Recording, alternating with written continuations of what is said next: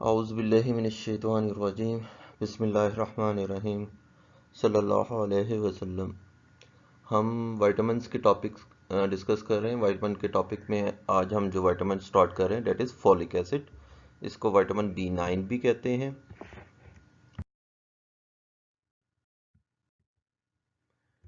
Folium जो है Latin word है। इसका मतलब ग्रीन लीव्स हैं, तो रिच इन ग्रीन वेजिटेबल्स। जितनी भी ग्रीन वेजिटेबल्स हैं, साग वगैरह, पालक वगैरह, जो है उसमें रिच सोर्स होता है फॉलिक एसिड का। विटामिन B9 भी कहते हैं, विटामिन BC भी कहते हैं, विटामिन M भी कहते हैं, लेकिन और जो है टेरॉयल, P साइलेंट है, टेरॉयल L ग्लूटामेट भी कहते हैं फॉलिक एसिड को। लेकिन ज़्यादा कॉमन जो है वो फॉलिक एसिड, B9 और टेरॉयल L ग्लूटामेट है। एक्टिव फॉर्म जो होती है वो टेरॉयल ग्लूटामेट और टेट्राहाइड्रोफोलेट है। तीन कम्बिनेशंस, तीन ऑर्गेनिक मॉलिक्यूल्स का कम्बिनेशन है। जब ये कम्बिनेशन हमें मिल जाएगा तो उस वक्त हम इसको फॉलिक एसिड या फॉलिक एसिड का डिफरेंट कोई भी वाइटामिन जो है वो लेबल कर सकते हैं। सबसे पहले इसमें टेरिडाइन जो है, pteridine is an aromatic chemical compound composed of fused pyrimidine and pyrazine ring.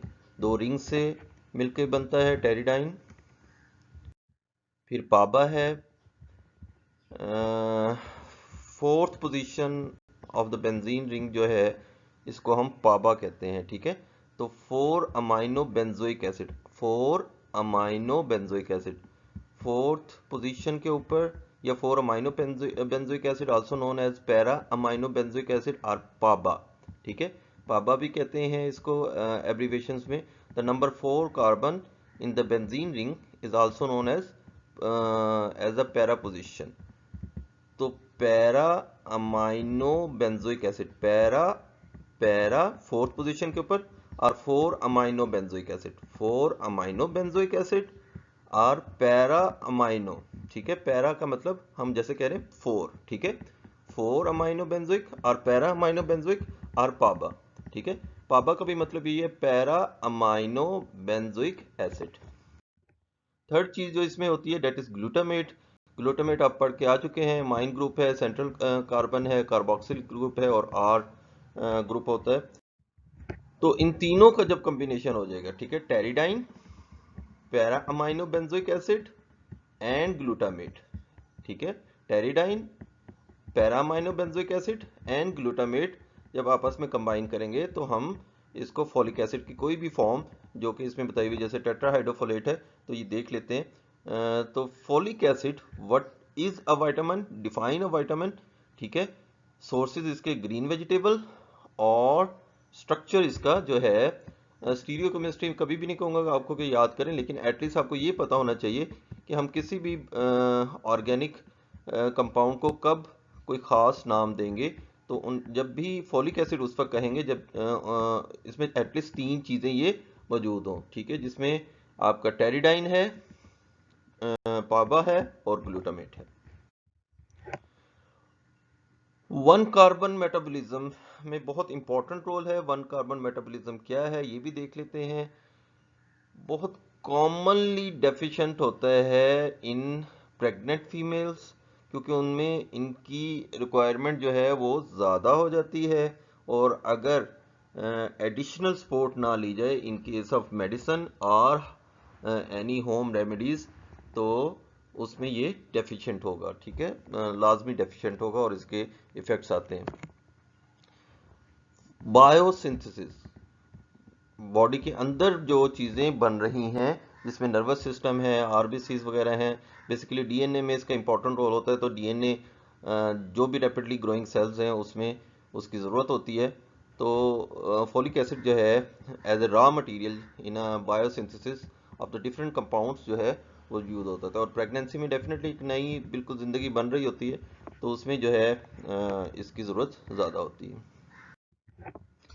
One carbon metabolism क्या है?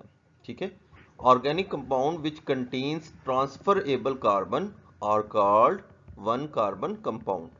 वो ऑर्गेनिक कंपाउंड जो कि एक ट्रांसफरेबल जो है कार्बन रखते हो उसको हम वन कार्बन कंपाउंड कहते हैं। ठीक है, इसमें मिथाइल आ जाता है, मैथिलीन आ जाता है,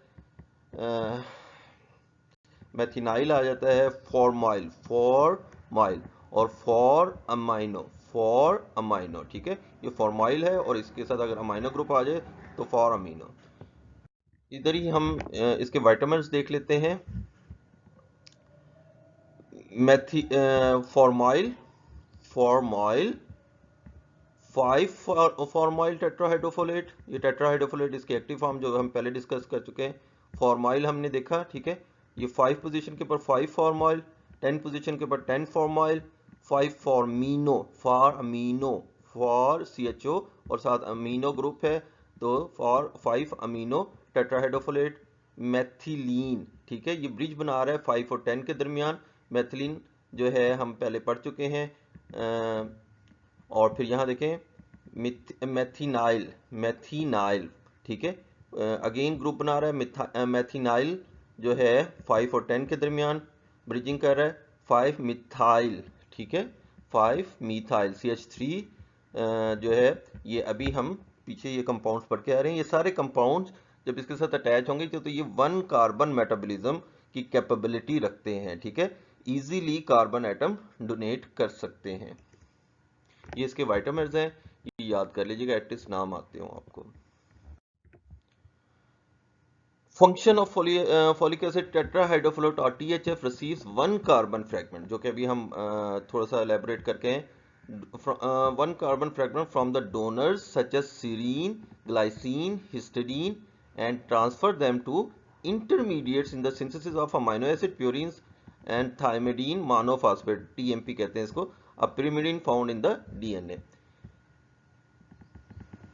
सबस्ट्रेट से लेगा, और सबस्ट्रेट मोस्टली जो इसके होते हैं, हिस्टिडीन भी होता है, सीरीन, ग्लाइसिन एंड हिस्टिडीन। ठीक है, सीरीन बहुत कॉमनली आएगा, आप सेकेंड ईयर में देखेंगे रिएक्शंस में।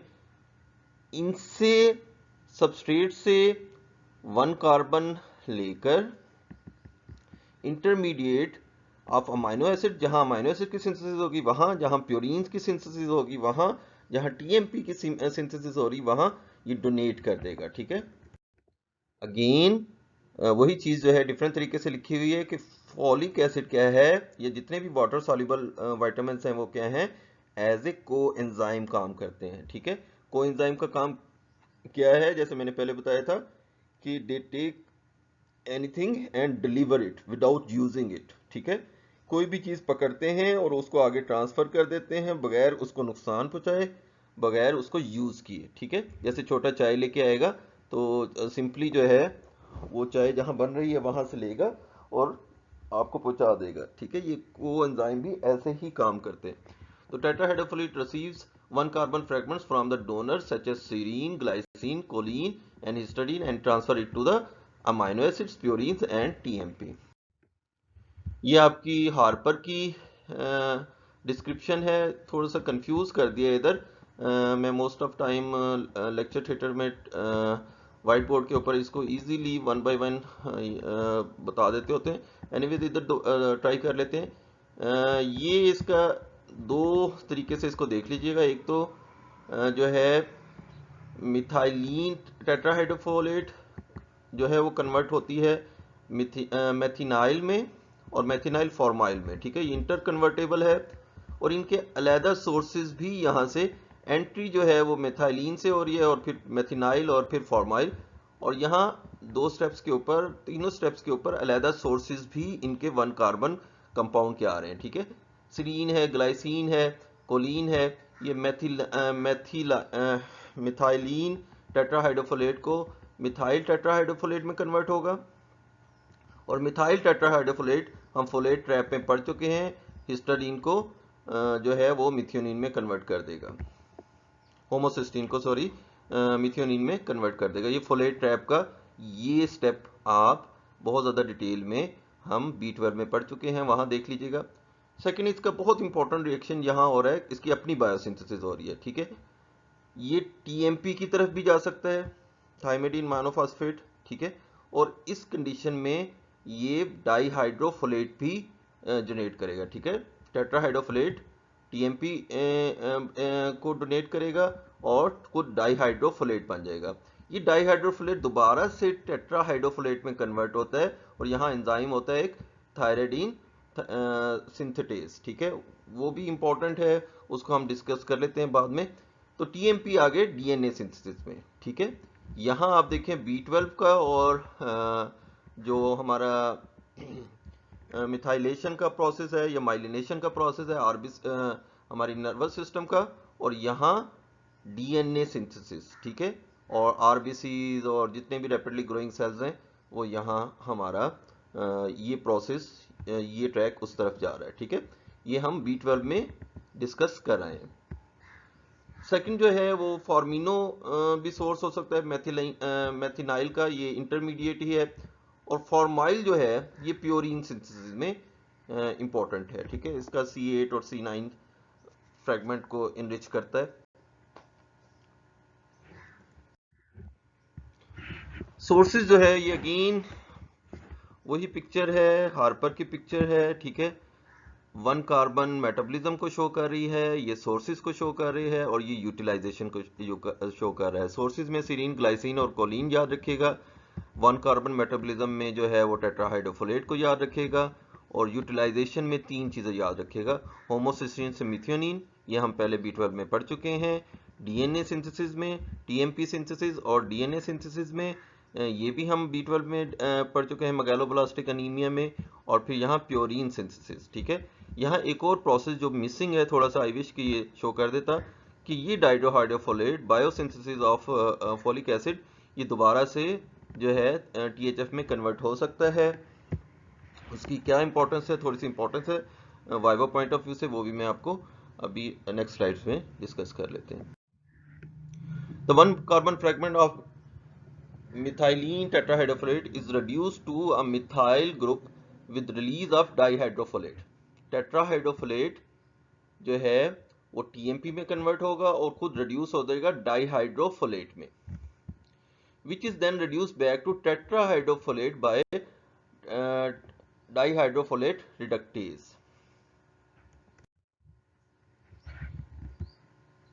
ये दो एंजाइम्स, इसके जो साइकिल है इसमें काफ़ी इंपॉर्टेंट हैं, वो साइकिल हम यहाँ नहीं बना सकते। एनीवेज, एक थाइमेडाइलेट सिंथेटेज है और एक डाइहाइड्रोफोलेट रिडक्टेज है, ठीक है।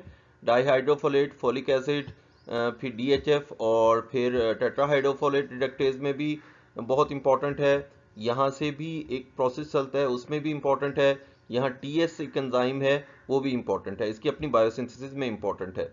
तो ये दो एंजाइम्स जिसमें थाइमेडाइलेट सिंथेटेज और डाइहाइड्रोफोलेट रिडक्टेज, DHFR भी कहते हैं, ये बहुत एक्टिव होते हैं, और specially active in the tissue where with the high rate of cell division, जहाँ सेल डिवीजन बहुत तेज़ी से हो रही होती है। तो जहाँ सेल डिवीजन बहुत तेज़ी से हो रही होती है उसमें फिजियोलॉजी भी आ जाती है और पैथोलॉजी भी आ जाती है। तो पैथोलॉजी जब भी आएगी तो हमें फिर उसको ट्रीट भी करना पड़ेगा, और ट्रीटमेंट में यही होगा कि रैपिड जो ग्रोथ हो रही है उसको कम किया जाए, उसकी काजेज़ को कम किया जाए। काजेज़ को डिफरेंट तरीके से कम करेंगे, और जो ग्रोथ को कम करेंगे वो हम एंटी कैंसर ड्रग्स के साथ कर सकते हैं। और एंटी कैंसर ड्रग्स में जितने भी हैं, मैंने आपको बताया था कि एंजाइम जो है वो बड़ा इजी टारगेट होते हैं। तो एंजाइम जो है हम DHFR को टारगेट कर सकते हैं और थाइमेडाइलेट सिंथेज को टारगेट कर सकते हैं, ताकि जो है रैपिड ग्रोथ ना हो कैंसर में और rheumatoid arthritis. Essential step for the synthesis of DNA, ये हम पढ़ चुके हैं कि methylation of the deoxyuridine monophosphate, DUMP जिसको कहते हैं, तो thymidine monophosphate is categorized by the thymidylate synthase, ठीक है।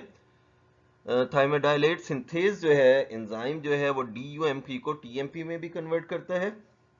इस कन्वर्जन को जो है हम फैसिलिटेट भी कर सकते हैं फोलिक एसिड देके, और स्टॉप भी कर सकते हैं 5-फ्लोरोयूरासिल एक ड्रग होती है जो थाइमेडाइलेट सिंथेज को जो है वो टारगेट करेगी इसको टारगेट करेगी, इसका इनहिबिटर है, ये इनहिबिट हो जाएगा तो DUMP TMP में कन्वर्ट नहीं होगा, TMP नहीं होगा तो प्योरीन्स नहीं बनेंगी, आगे DNA सिंथेसिस नहीं होगी, DNA सिंथेसिस नहीं होगी, नए RBCs या नई कोई भी कैंसर ग्रोथ है वो नहीं होगी।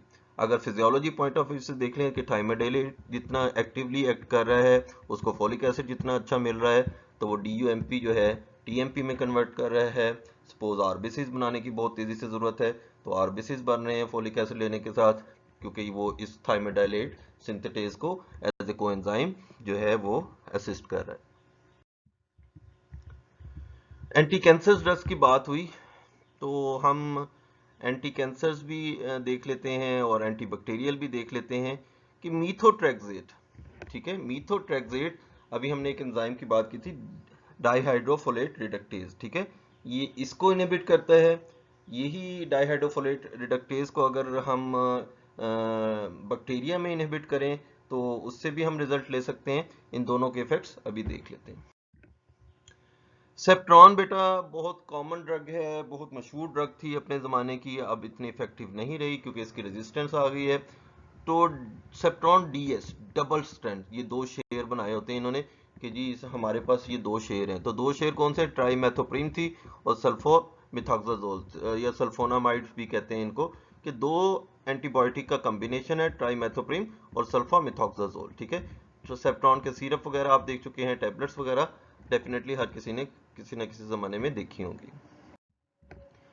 तो सेप्ट्रॉन कहाँ एक्ट करता है, हमने बात की थी कि अगर हम माइक्रो ऑर्गेनिज्म या बैक्टीरिया की बात करें, ठीक है, तो वो कहाँ से जो है सपोज उसने अपना फॉलिक एसिड बनाना है तो पाबा को इकट्ठा करेगा और टेरिडाइन को, ठीक है, उसमें भी जो एंजाइम हमारे पास जरूरत होगा वो डाइहाइड्रोपेट्रोइट सिंथेटेज, ठीक है। अब डाइहाइड्रोफोलेट सिंथेटेज, डाइहाइड्रोफोलेट रिडक्टेज, ठीक है। सल्फोनामाइड्स ये दो ड्रग्स को, दो एंजाइम्स को टारगेट करेंगे, एक सिंथेटेज को और एक रिडक्टेज को। ट्राइमेथोप्रिन जो है वो रिडक्टेज को टारगेट करेगी और जो सल्फोनामाइड है इसमें वो डाइहाइड्रोपेट्रोएट को टारगेट करेगी। होता क्या है कि पैबा ने टेरिडीन के साथ मिलना है और डाइहाइड्रो टेरोइक एसिड बनाना है, यहाँ इनहिबिट हो जाएगा बैक्टीरिया का की ग्रोथ। सेकंड, अगर वो स्टेप से कहीं ना कहीं आगे निकल आया है डाइहाइड्रो टेरोइक एसिड, इसमें ग्लूटामेट ऐड होगा तो डाइहाइड्रोफोलिक एसिड बनेगा जिसको DHFR भी कहते हैं। यहाँ अगेन फिर इसके ऊपर एक अटैक करेगी हमारी एंटीबायोटिक सेप्ट्रॉन, यहाँ एंजाइम है डाइहाइड्रोफोलेट रिडक्टेज को, इसके पास ट्राइमेथोप्रिम है जो कि इस एंजाइम को ब्लॉक कर देगा, NADPH डिपेंडेंट है, और टेट्राहाइड्रोफोलिक फोलिक एसिड को बनने से रोकेगा, ठीक है। टेट्राहाइड्रोफोलिक एसिड नहीं होगा तो बैक्टीरिया का DNA, RNA और प्रोटीन सब ब्लॉक हो जाएंगी, ठीक है। तो बैक्टीरिया की ग्रोथ दो स्टेप्स के ऊपर हमारी सेप्ट्रॉन ब्लॉक करती है। ये आपका 5th और 6th एडिशन ऑफ द लिपनकॉर्ट तक ये पिक्चर थी, लेकिन अब इसको चेंज कर दिया गया है। तो ये जो पोर्शन है ये बेसिकली थर्ड ईयर का था जो कि इन्होंने लिपनकॉर्ट में अभी तक डाला हुआ था, क्योंकि लिपनकॉर्ट फार्माकोलॉजी की भी है तो उन्होंने अपना ये पोर्शन इधर डाल दिया था, हार्पर ने नहीं डाला हुआ था। तो हमारे जो कुछ पुराने टीचर्स आते हैं वो पूछ भी लेते हैं, रिटर्न में भी पूछ लेते हैं, MCQs में भी स्टिल आ जाता है। ये जो पोर्शन है ये रिफ्लेक्ट कर रहा है बैक्टीरिया को, ठीक है। बैक्टीरिया की जो है ग्रोथ के लिए बैक्टीरिया को DNA, RNA और प्रोटीन्स बनानी पड़ती हैं। ये DNA प्रोटीन्स के लिए अभी जैसे हमने बार बार बात की कि फोलिक एसिड की ज़रूरत होती है, तो अगर बैक्टीरिया का DNA हम रोक दें बनना तो हम बैक्टीरिया की ग्रोथ रोक सकते हैं। ये ही स्टेप्स अभी हमने लास्ट पिक्चर में देख लिए थे। टेरिडाइन प्रिकर्सर्स और पैबा को मिलने से सिंथेटेज जो एंजाइम है इधर ब्लॉक कर देगा, ठीक है।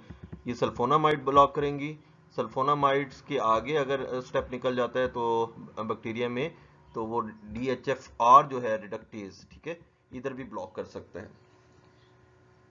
Sulfonamide competitive inhibit the synthesis of folic acid in the microorganism, ठीक है, in the microorganism thereby decrease the synthesis of the nucleotides and needed for the replication of DNA of the bacteria। ये micro organism का portion इधर दिया हुआ है, इसका further step भी मैंने लास्ट पिक्चर में आपको दिखा दिया है कि जो सेप्ट्रॉन है कोट्राइमोक्साजोल, वो इस स्टेप के ऊपर भी इसको ब्लॉक कर देगी।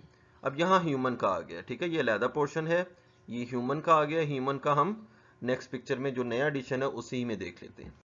ओके, ये नया एडिशन है, इसमें प्रीवियस जो माइक्रो ऑर्गेनिज्म वाला था वो निकाल दिया है, ठीक है। अब आइडियली स्पीकिंग आपसे पूछना भी नहीं चाहिए। एनीवेज अगेन, जो डाइट में हम फोलिक एसिड लेते हैं उसको 2 टाइम हमें रिड्यूस करना पड़ता है ताकि वो टेट्राहाइड्रोफोलिक जो इसकी एक्टिव फॉर्म है फोलिक एसिड की उसमें कन्वर्ट हो जाए। तो रिड्यूस करने के लिए जो एंजाइम है डेट इज डाइहाइड्रोफोलेट रिडक्टेज, ये NADPH डिपेंडेंट है। इसकी हमें नॉर्मल फिजियोलॉजी में, पहले हम फिजियोलॉजी डिस्कस कर लेते हैं, ठीक है। डाइट से फोलिक एसिड लिया, 1 टाइम रिड्यूस हुआ, डाइहाइड्रोफोलिक बन गया फोलिक एसिड जिसको DHF भी कहते हैं। फिर अगेन रिड्यूस हुआ और टेट्राहाइड्रोफोलिक एसिड बन गया। अब ये टेट्राहाइड्रोफोलिक एसिड के different vitamers N5 N10 formyl tetrahydrofolate purine synthesis में बहुत इंपॉर्टेंट है। N5 N10 मेथाइलिन टेट्राहाइड्रोफोलेट जो है वो TMP और सीरीन और ग्लाइसिन की सिंथेसिस में इंपॉर्टेंट है। N5 methyl tetrahydrofolate methionine synthesis में फ्रॉम द होमोसिस्टीन बहुत इंपॉर्टेंट है, ठीक है। तो ये इसकी फिजियोलॉजी है। अगर हमें ये प्रोडक्ट कंटिन्यूसली और गुड सप्लाई के साथ चाहिए, प्योरीन हो गया, TMP हो गया, या माइलिनेशन ऑफ द नर्व्स के लिए जो है वो मिथियोनिन की सिंथेसिस है, और इसके बाकी यूजेस जो हमने B12 में डिस्कस कर लिए, इसकी अगर हमें ज़रूरत है तो हम चाहेंगे कि डाइट से फोलिक एसिड या किसी दूसरे सिंथेटिक सोर्स से जो है with the help of these enzyme हमें कंटिन्यूस मिलता रहे। ऑन द सेकेंड एंड, अगर कोई एबनॉर्मल ग्रोथ हो रही है तो अगेन वो सेम हमारी यही फिजियोलॉजिकल मैनूवर यूज करेगी, यही एंजाइम यूज करेगी डाइहाइड्रोफोलेट रिडक्टेज, और यही फोलिक एसिड यूज करेगी। अब हमारे रिसोर्सेज जो है वो कोई और यूज कर रहा है, जैसे कि कैंसर का फिनोमिना यूज कर रहा है, अनकंट्रोल्ड ग्रोथ यूज कर रही है, रिमोटाइड आर्थराइटिस में भी कुछ ऐसी ग्रोथ होती है जो हम चाहते हैं कि ना हो। तो फिर हम अपने ही जो सिस्टम है उसमें ब्लॉक करना चाहेंगे, ठीक है। और ब्लॉक जो है हम ग्रोथ को करना चाहेंगे। ग्रोथ को हम कहाँ ब्लॉक करना चाहेंगे, हमें नॉर्मल फिजियोलॉजी आती है कि अगर हम, और हमें उस फिजियोलॉजी में हमारे ड्रॉबैक्स पता है, तो अगर हम, और हम ये एंजाइम में भी पढ़ चुके हैं कि इजीली जो है हम टारगेट जो है वो अपने एंजाइम को कर सकते हैं। तो मीथोट्रेक्सेट एक ऐसी ड्रग है जो कि डाइहाइड्रोफोलेट रिडक्टेज को ब्लॉक कर देगी, और 2 स्टेप्स के ऊपर ये प्रोसेस ब्लॉक होगा। जब ब्लॉक होगा तो THF नहीं होगा, THF नहीं होगा तो DNA सिंथेसिस नहीं होगी, ठीक है।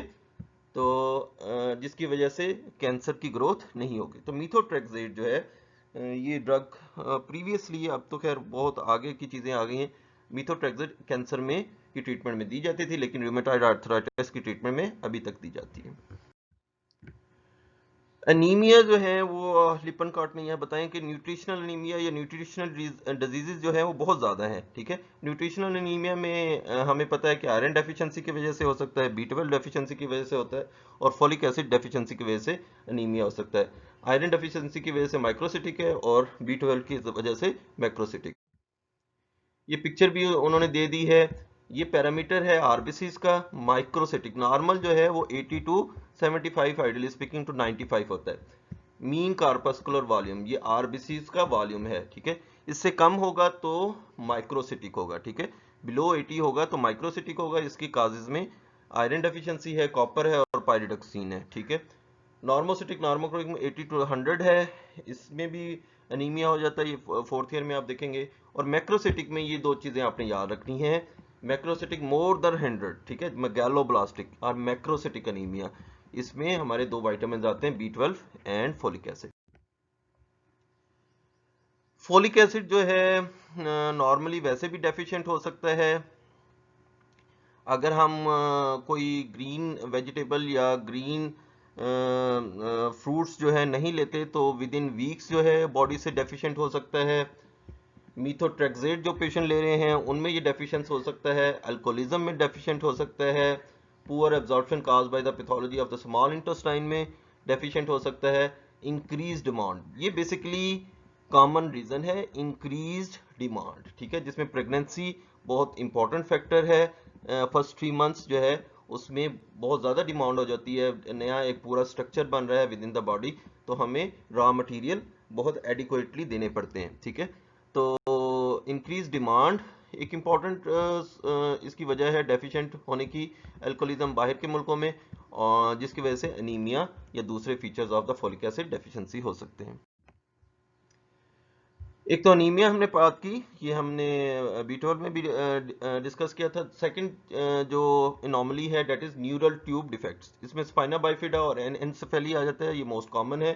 Folic acid supplement before the conception जो है इवन के आप कहते हैं जैसे ही शादी हो तो वैसे ही जो है फोलिक एसिड लेना शुरू कर देना चाहिए। इवन के मेल को भी कह रहे हैं कि लेना शुरू कर देना चाहिए।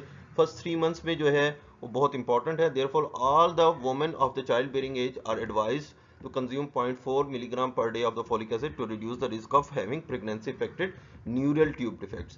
अगर प्रेगनेंसी में न्यूरल ट्यूब डिफेक्ट से बचना चाहते हैं आउटकम, तो फोलिक एसिड की टैबलेट्स साथ साथ लेनी पड़ती है। बहुत सस्ती सी है, 5 रुपए की 30 गोलियां आ जाती हैं, तो गवर्नमेंट ने रखी ही इस वजह से इसको काफ़ी लो कास्ट हुआ है। एनटीडीएस न्यूरल ट्यूब डिफेक्ट्स 3-4 किस्म के हो सकते हैं, आपके लिए जो है वो इतना याद करना ज़रूरी नहीं है, पीड्स में आप देख लेंगे। लेकिन न्यूरल ट्यूब डिफेक्ट्स की कॉमन प्रेजेंटेशन हमारे माशरे में हमें नज़र आ जाती है, जिसमें एनएनसेफेली है which result from the no or little brain, ठीक है। माइक्रोसेफेली के पेशेंट्स होते हैं, नॉर्मली ये स्ट्रक्चर है, एनएनसेफेली में ये हो सकता है। माइक्रोसेफेली जो एनएनसेफेली तो स्टिल बर्थ होगी, तो माइक्रोसेफेली में के जो बच्चे आपने ऊपर देखे हैं वैसे हैं, और कमर में फोड़ा बना हुआ है, ये भी आप अक्सर सुन लेते हैं, ये भी न्यूरल ट्यूब डिफेक्ट में आ जाता है। तो आज हमने फोलिक एसिड डिस्कस किया, फोलिक एसिड का स्ट्रक्चर डिस्कस किया, 1 कार्बन मेटाबॉलिज्म डिस्कस किया, उसके सोर्सेज डिस्कस किए हैं, उसके आउटकम डिस्कस किए कि किन हमारी बॉडी के मैकेनिज्म में इसकी ज़रूरत है। यहाँ कुछ ड्रग्स भी यूज़ कर डिस्कस कर ली हैं, जिसमें सेप्टान और कोट्राइमोक्साजोल और मीथोट्रेक्सेट और five fluorouracil, anti cancer, anti rheumatoid arthritis और एंटीबायोटिक डिस्कस कर ली हैं, और इसके न्यूट्रिशनल एनीमिया डिस्कस किया है, और न्यूरल ट्यूब डिफेक्ट डिस्कस किए।